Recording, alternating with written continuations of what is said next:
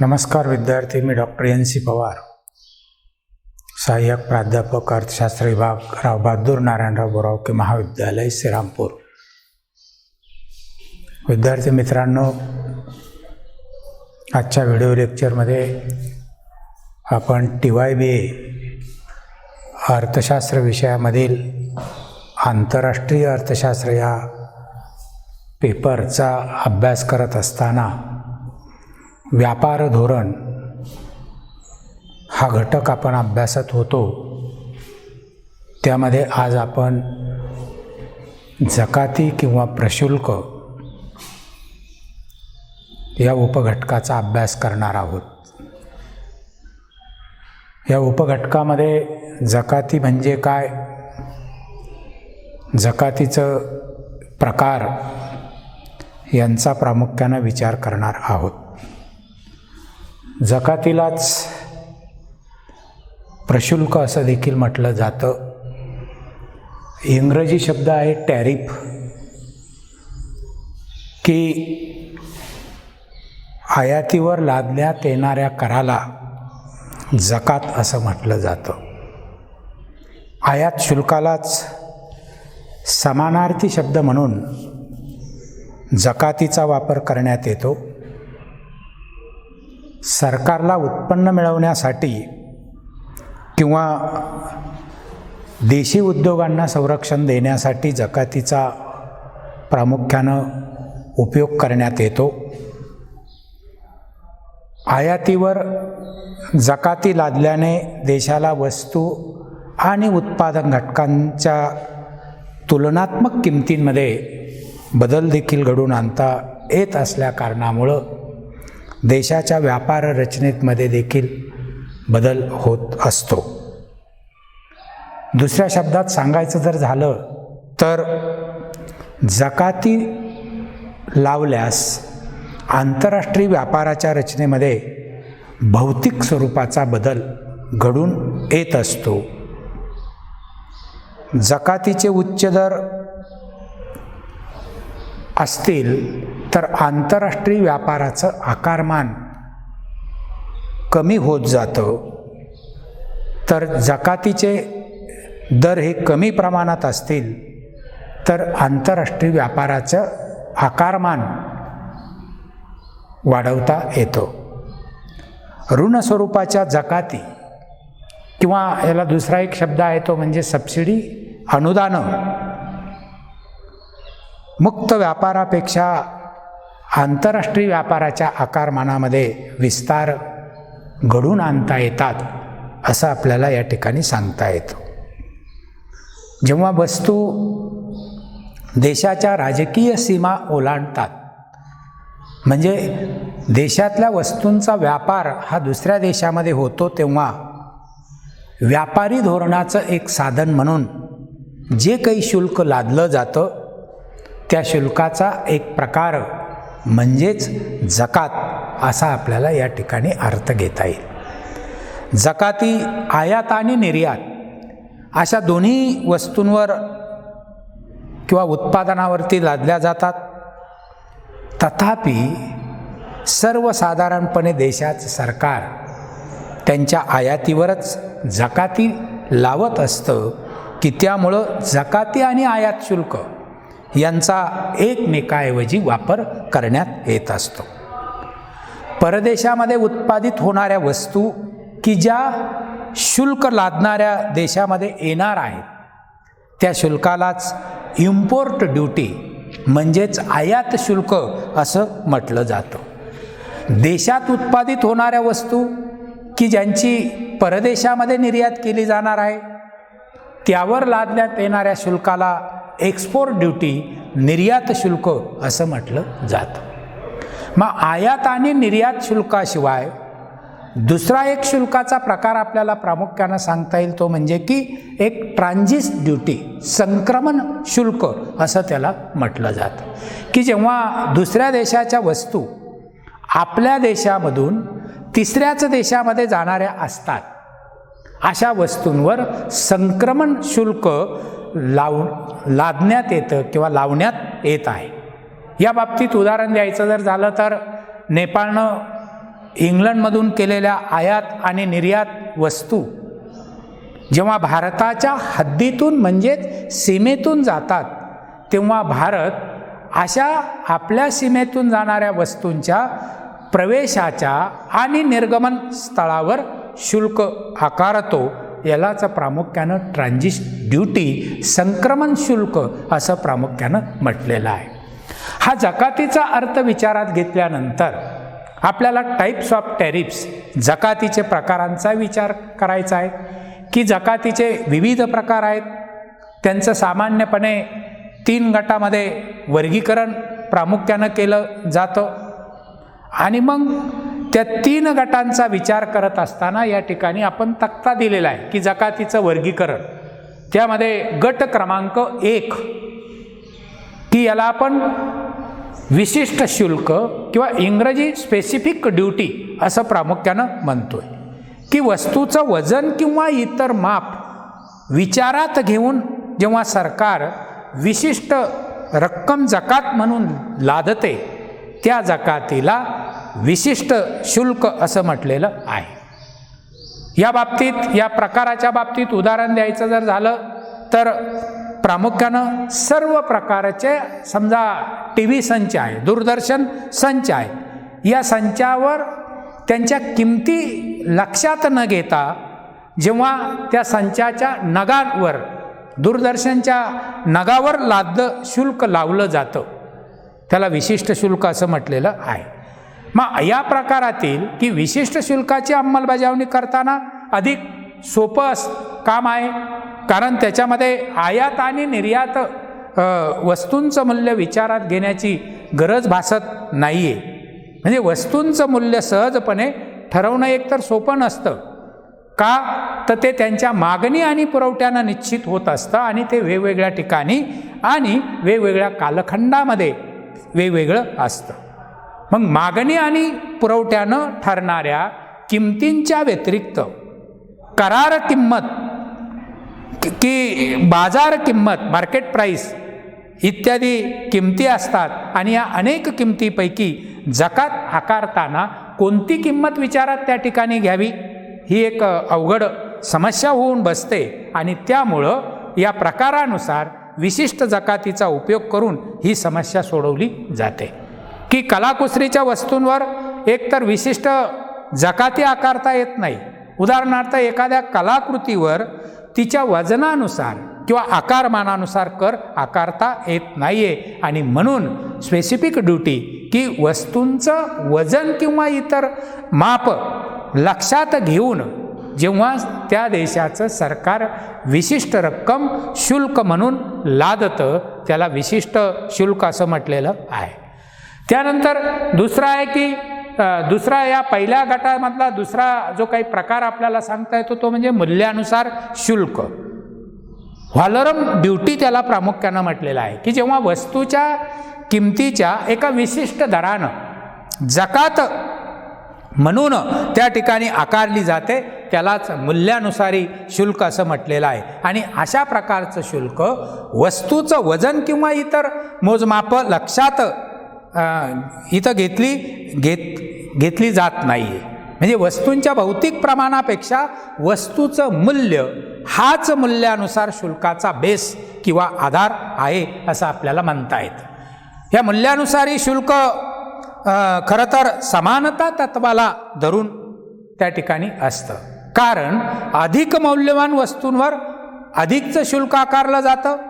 कारण या मौल्यवान वस्तूंची आयात आणि जो काही उपभोग आहे तो कोणाकडनं घेतला जातो, तर तो प्रामुख्यानं देशातील श्रीमंत लोकांकडनंच घेतला जातो. आणि याच्या उलट कमी किमतीच्या वस्तूंवर जकातीचं ओझं हे कमी पडतं, कारण या वस्तूंचा उपभोग देशातील गरीब लोक घेत असतात.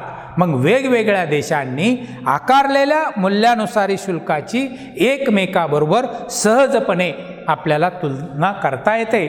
असा हा एक जकात लावण्याचा एक प्रकार या ठिकाणी आपल्याला सांगता येतो.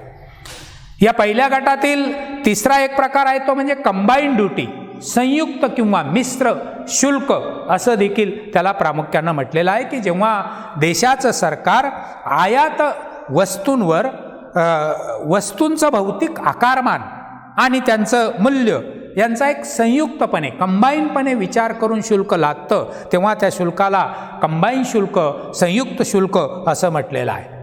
मग संरक्षण विषयक धोरण अधिक जर प्रबळ करावयाचं असतं तेव्हा सरकार या शुल्काचा एक कमाल दर निश्चित करतं आणि त्यामुळं देशी उद्योगांना संरक्षण देण्याच्या दृष्टिकोनातनं अशा पद्धतीची कंबाईंड ड्युटी हा जो प्रकार आहे, संयुक्त शुल्काचा जो प्रकार आहे, तो एक आदर्शवत प्रामुख्यानं ठरत आहे.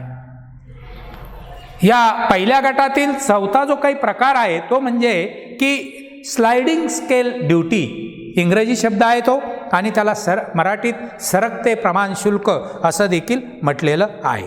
की वस्तूंच्या बदलणाऱ्या किमतीनुसार जेव्हा आयातीचं शुल्क देखील बदलतं तेव्हा त्याला एक सरकतं प्रमाण शुल्क असं म्हटलं जातं. आणि अशा प्रकारचं शुल्क विशिष्ट किंवा मूल्यानुसारही शुल्क असू शकतं. प्रत्यक्ष व्यवहारात जर बघितलं तर बहुधा ते विशिष्ट किंवा स्पेसिफिक ड्युटीज, विशिष्ट शुल्कच असतं. म्हणजे अन्नधान्याच्या आयातीवर अशा प्रकारचं शुल्क आकारल्याचं आत्तापर्यंतच्या इतिहासामध्ये प्रामुख्यानं दिसून येत आहे. हे झालं गट क्रमांक 1 मध्ये या 4 पद्धतीनं जकात आकारणी प्रामुख्यानं केली जाते. त्यानंतर गट क्रमांक 2चा विचार करत असताना प्रामुख्यानं त्यामध्ये जो प्रकार येतो तो म्हणजे रेव्हेन्यू टॅरिफ, महसुली जकात त्याला आपण म्हणतो.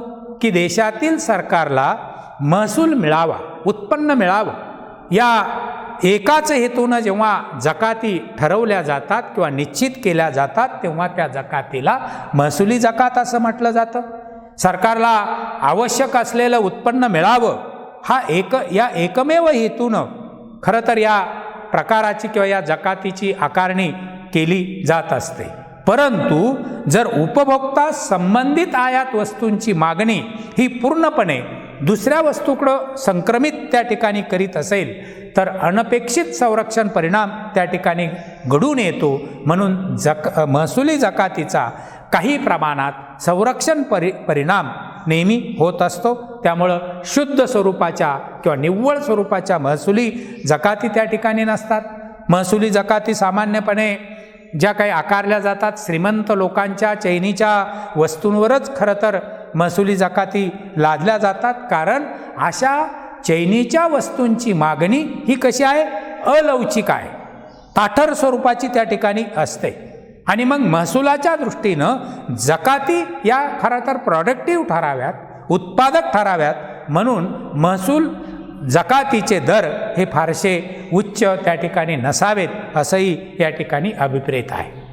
त्यानंतर या दुसऱ्या गटामध्ये जो काय आहे प्रोटेक्टिव्ह टॅरिफ म्हणून की ज्याचा आपल्याला मराठीमध्ये अर्थ सांगता येईल संरक्षक स्वरूपाच्या जकाती, हे दुसऱ्या गटातलं वर्गीकरण आपल्याला जकातीच्या बाबतीत सांगता येईल. की स्वस्त आयातीमुळं गळे कापूस स्पर्धा चालू होते आणि गळे कापूस स्पर्धेपासनं खरं तर देशातल्या उद्योगांचं संरक्षण करण्यासाठी परकीय आयात वस्तूंवर ज्या जकाती लावल्या जातात त्यांना संरक्षक जकाती असं म्हटलं जातं. म्हणजे संरक्षक जकातीचा दर रेट हा जसा वाढत जातो तसतसा संरक्षक परिणामही अधिक होत जातो. आणि जेव्हा देशी वस्तूंशी स्पर्धा करणाऱ्या परकीय वस्तूंची आयात ही पूर्णपणे थांबते आणि जकातीपासनं कुठलंही उत्पन्न मिळत नाही, अशा जकातींना पूर्व संरक्षक जकाती असं देखील म्हटलं जातं. देशी उद्योगांना 100% संरक्षण मिळण्यासाठी संरक्षक जकातीचे दर हे ऑप्टिमम पर्याप्त प्रमाणात हे हाय किंवा उच्च असले पाहिजेत. आणि जेव्हा जकातीचे दर हे पर्याप्त पातळीला पोहोचतात तेव्हा देशाची आयात पूर्णपणे बंद होते आणि आयात जकातीपासनं कसलंही उत्पन्न मिळत नाही आहे. सरकारला जकातीपासनं आवश्यक असणारं उत्पन्न न मिळणं या परिणामाव्यतिरिक्त देशी उत्पादक आणि जे काही कृतीशील जे काही आहेत ते अकार्यक्षम बनतात. कधीकधी महसूल गोळा करणं आणि देशातील उद्योगांना संरक्षण देणं असा दुहेरी हेतू या संरक्षक जकाती लादण्याचा त्या ठिकाणी असतो. आणि म्हणून जर्मन अर्थतज्ञ फ्रेडरिक लिस्ट यांनी बाल्यावस्थेतील देशी उद्योगांना संरक्षण देण्यासाठी खरं तर संरक्षक जकातीचा पुरस्कार त्यांनी केलेला आहे. आज देखील जर बघितलं तर विकसनशील राष्ट्र, आपल्या राष्ट्रातील किंवा देशातील उद्योगांचा विकास व्हावा म्हणून परकीय स्वस्त वस्तूंची आयात रोखण्यासाठी संरक्षक जकाती लादताना आपल्याला प्रामुख्यानं दिसून येत आहेत. त्यानंतर या जकातीचं वर्गीकरणाचा विचार करत असताना गट क्रमांक 3 मध्ये प्रामुख्यानं जर बघितलं तर एक रकाना जकाती, सिंगल कॉलम टॅरिफ त्याला म्हटलं जातं. मग या प्रकारामध्ये देखील किंवा या पद्धतीमध्ये अंतर्गत आयात वस्तू आणि त्या कोणत्या देशातून आयात केल्या जातात या बाबतीत कोणत्याही प्रकारचा भेदभाव न करता सर्वच देशांमधील सर्वच वस्तूंवर कायद्यानं एकाच दरानं जकाती आकारल्या जातात. म्हणून ही पद्धत अत्यंत सोपी पद्धत आहे. कारण का तर या जकात पद्धतीचा जो काही आकृतिबंध आहे तो तयार करणं आणि त्याची अंमलबजावणी करणं हे त्या देशाच्या सरकारला सोपं त्या ठिकाणी जात आहे. त्यानंतर दुसरं या ठिकाणी आहे बहुरकाना जी काही पद्धत किंवा जकाती आपण त्याला म्हणतो की मल्टिपल कॉलम टॅरिफ असं त्याला म्हटलं जातं. मग या बहुरकाना जकाती पद्धतीमध्ये देखील आयातीचं उगमस्थान म्हणजेच देश आणि वस्तूंचे प्रकार या बाबतीत भेद निर्माण करून किंवा अधिक वेगवेगळ्या दरानं कायद्याचा आधार घेऊन जकाती लादल्या जातात. याच्या बाबतीत उदाहरण द्यायचं जर झालं तर भारतानं 1932 मध्ये कॉमनवेल्थ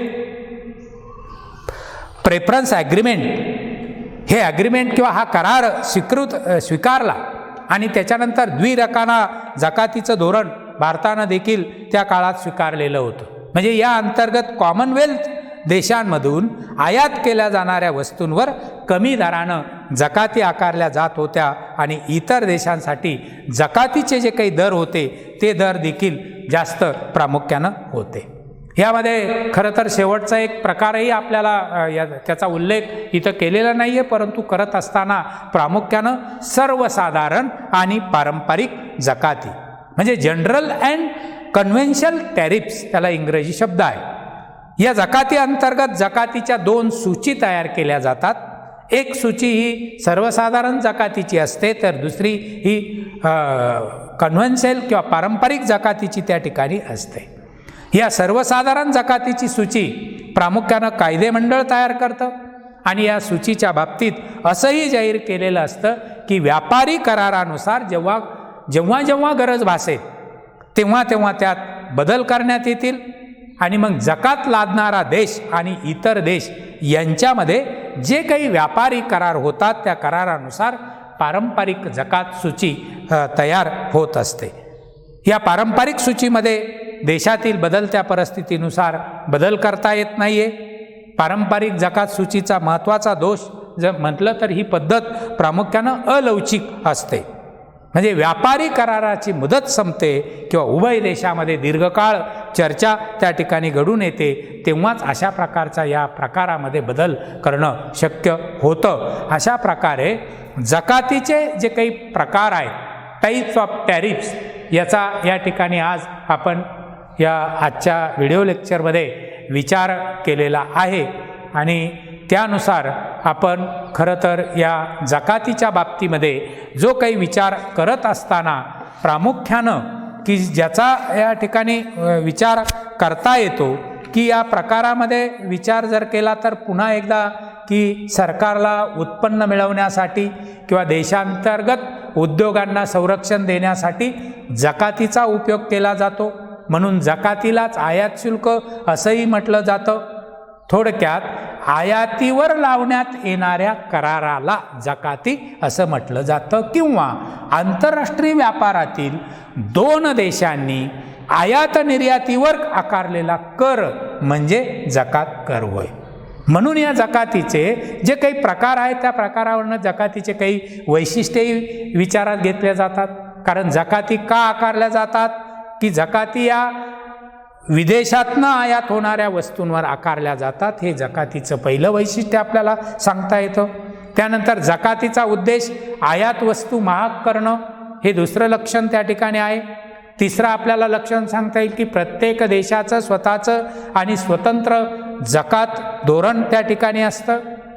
चौथं वैशिष्ट्य आहे की जकाती आकारल्यामुळं सरकारच्या महसुली उत्पन्नात वाढ होते. आणि पाचवं वैशिष्ट्य म्हणजे की आंतरराष्ट्रीय पातळीवर जकातीबाबत एकजिन्सी धोरण त्या ठिकाणी असावं. आणि म्हणून या लेक्चरमध्ये आपण जकातीचा अर्थ, जकातीचं त्या ठिकाणी 3 भागामध्ये जे काही वर्गीकरण करून त्याचे जे काही 3 गट या ठिकाणी पडलेले आहेत त्याचा प्रामुख्यानं विचार केला जातो. आणि त्या परिस्थितीनुसार अशा प्रकारचे जे काही शुल्क आहेत त्या शुल्कांची आकारणी या ठिकाणी करून एक देशी उद्योगांना संरक्षण देणं, आयातीला पायबंद घालणं हा हेतू या ठिकाणी आहे. आणि या ठिकाणी आज आपण ही जकात किंवा प्रशुल्क ही जी काही संकल्पना आहेत ही संकल्पना विचारात घेतलेली आहे. धन्यवाद.